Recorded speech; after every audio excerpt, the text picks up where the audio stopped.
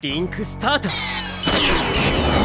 Sword Art Online, un monde où la technologie a évolué à un point qu'on a réussi à créer le rêve de beaucoup de joueurs, le Nerve Gear, une réalité virtuelle en immersion totale. Ce monde alternatif déconnecte totalement le joueur de la réalité et simule tous ses sens, ce qui lui permet de vivre comme il le ferait dans la réalité. En plus, cet exploit a été réalisé dans un jeu vidéo de type MMORPG, c'est-à-dire un jeu de rôle en ligne qui se joue avec énormément d'autres joueurs, ce qui pour le coup lui donne une dimension de vrai monde parallèle. Cet animé, diffusé pour la première fois en 2012, imaginait cet avancement technologique pour 2022. Et à quelques mois d'y être, à quel point sommes-nous proches des jeux vidéo à l'immersion complète? Est-ce qu'il serait possible de le faire comme on le découvre dans Sword Art Online? Et comment nos sens seraient trompés pour nous projeter dans ce nouveau monde? Mesdames et messieurs, bienvenue dans ce nouveau format de technologie versus pop culture. Aujourd'hui, je vous propose de découvrir le Nerve Gear de Sword Art Online. En vrai, c'est possible? Majid sur la poire fendue. J'espère que vous allez bien et que vous êtes prêts pour de nouvelles connaissances. C'est parti! Alors, dans notre monde aujourd'hui, quand on parle de réalité virtuelle, on pense à quelque chose d'assez différent de ce qu'on voit dans l'anime. Ce n'est pas directement au cerveau qu'on va se connecter, mais plutôt une illusion qu'on va créer à nos sens. Vue, oui, toucher, odorat, goût. Si on était dans un jeu vidéo et qu'on devrait tenter de berner nos sens grâce à la technologie, chacun d'entre eux aurait des niveaux de difficulté bien différents, allant de l'ouïe comme étant le plus facile, à l'odorat ou même le goût beaucoup plus délicat à simuler. Pour l'ouïe, il existe déjà toutes sortes de technologies accessibles au grand public et qui peuvent simuler des sons en 3 dimensions, ce qui permet d'en localiser précisément la source. Pour la vision, c'est aussi acquis. Les casques VR sont nombreux et nous donnent la possibilité d'englober presque entièrement notre champ de vision, même s'il est vrai qu'il reste encore beaucoup de travail à faire pour améliorer certains défauts comme la définition de l'image. Mais il n'y a qu'à voir à quel point la technologie dans ce secteur a évolué pendant ces dernières années pour se rendre compte qu'il ne faudra pas attendre longtemps avant d'avoir des résultats loin d'envier ceux de nos meilleurs écrans d'aujourd'hui. Le toucher. Comme on l'avait vu dans le premier technologie inspirée de la science-fiction, il existe de plus en plus de solutions avec retour haptique pour simuler les différentes surfaces que l'on toucherait dans le monde virtuel. Et certains équipements, comme le Tesla Suit, permettent même de simuler des chocs et des changements de température. Et avec tout ce dont on vient de parler, on est aujourd'hui capable de dire que l'on a atteint un niveau de simulation presque égal à celui du film Ready Player One. À une exception près, le déplacement. De ce côté-là, il existe déjà aujourd'hui des solutions qui permettent de physiquement se déplacer dans des mondes virtuels. Et croyez-moi, avec certaines maps, vous réfléchirez à 2 fois avant de vous engager à pied pour vous déplacer. Parce que se déplacer avec ce genre de technologie aura au moins l'avantage de pas mal changer l'idée qu'on se fait des hardcore gamers.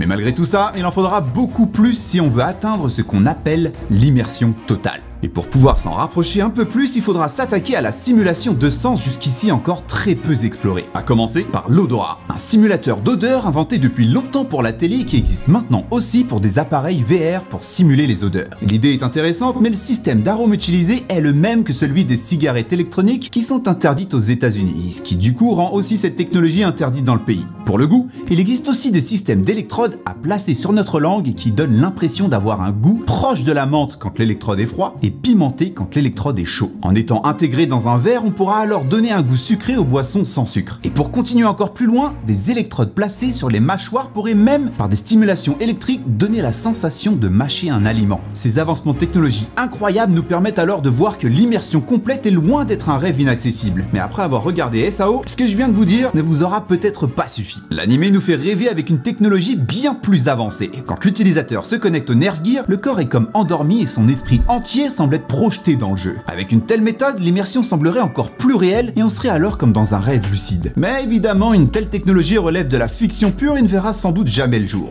Quoique, se connecter directement au cerveau pour recevoir des informations mais aussi permettre à l'utilisateur d'interagir avec son environnement uniquement par la pensée, on croirait parler du Nerve Gear. Et pourtant, c'est ce qu'Elon Musk promet à l'aide d'une puce placée dans le crâne. Dans les premières applications, on sait que ces puces sont surtout utilisées pour pouvoir faire des actions uniquement par la pensée. Comme ce singe équipé de 2 puces et qui est, dans le plus grand des calmes, en train de jouer au Pong juste par la pensée, tout en sirotant du smoothie à la banane par une paille en métal pour être récompensé chaque fois qu'il réussit. Pour pouvoir réussir cet exploit, on lui a d'abord demandé de jouer avec un joystick. Les puces aussi connectées au jeu ont pendant ce temps permis de décrypter quelle activité cérébrale correspondait à quel mouvement, ce qui a permis ensuite au singe de jouer sans joystick mais uniquement en pensant l'utiliser. Imaginez maintenant qu'au-delà de faire des actions par la pensée, ces puces puissent aussi envoyer des informations directement à votre cerveau pour stimuler vos sens comme la vue. En gros, on aurait ici un Nerve Gear mais sans casque. Ça semble fou, mais le fondateur de Tesla et de bien d'autres entreprises pense que ce sera possible. Et bien que tout ça soit cool pour l'avenir du jeu vidéo, il y a des choses plus importantes et la fonction première de cette puce est médicale et servira d'abord à aider les personnes fortement handicapées, qui ne devront d'ailleurs pas attendre trop longtemps puisque les premiers tests sur des humains devront, selon Musk,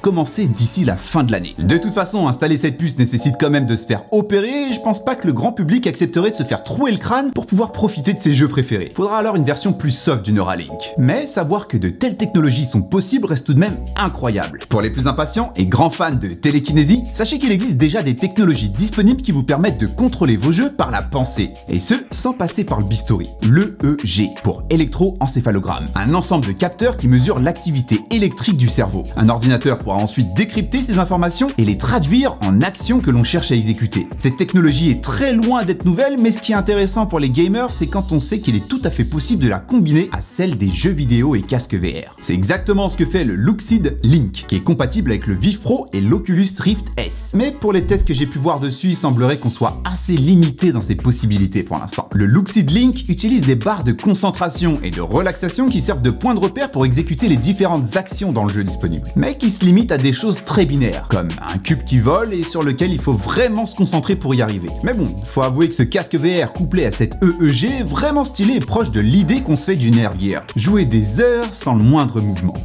Mais niveau ressemblance avec le Nerve Gear, je crois avoir trouvé encore mieux. Le Half Die, créé par la startup japonaise DiverX. Tout comme dans l'anime, il s'utilisera allongé. L'avantage ? Plus besoin d'essayer de faire l'appareil le plus léger possible. Il y aura de la place pour accueillir toute la puissance nécessaire pour améliorer l'expérience. Résultat, un champ de vision 34% supérieur par rapport à la concurrence, des ventilateurs pour simuler la météo et des modules avec retour haptique sont aussi prévus pour simuler le toucher à une précision telle qu'on pourrait imiter la lame d'une épée. Pour le déplacement, être allongé ne posera pas de soucis grâce aux détecteurs placés au pied qui réagiront à l'inclinaison pour faire bouger votre personnage. Une réelle première étape vers ce qu'on entend par totale immersion et que j'ai vraiment hâte de découvrir. Plus qu'à espérer que les développeurs nous réservent des univers à la hauteur de ces technologies, ce que je ne doute pas quand je vois ce que les développeurs de chez MiHoYo nous réservent. Si leur nom vous dit quelque chose, ça doit être parce que ce sont eux qui sont derrière le très fameux Genshin Impact. Et cette fois-ci, ils ont annoncé qu'ils travaillaient en ce moment même sur un open world MMORPG dans le style de Sword Art Online, qu'ils promettent comme n'étant rien d'autre que le plus grand jeu de réalité virtuelle jamais créé à ce jour. Il semblerait que le monde du jeu vidéo soit sur le point de connaître le plus grand changement de son histoire, avec une immersion qui permettra au sens littéral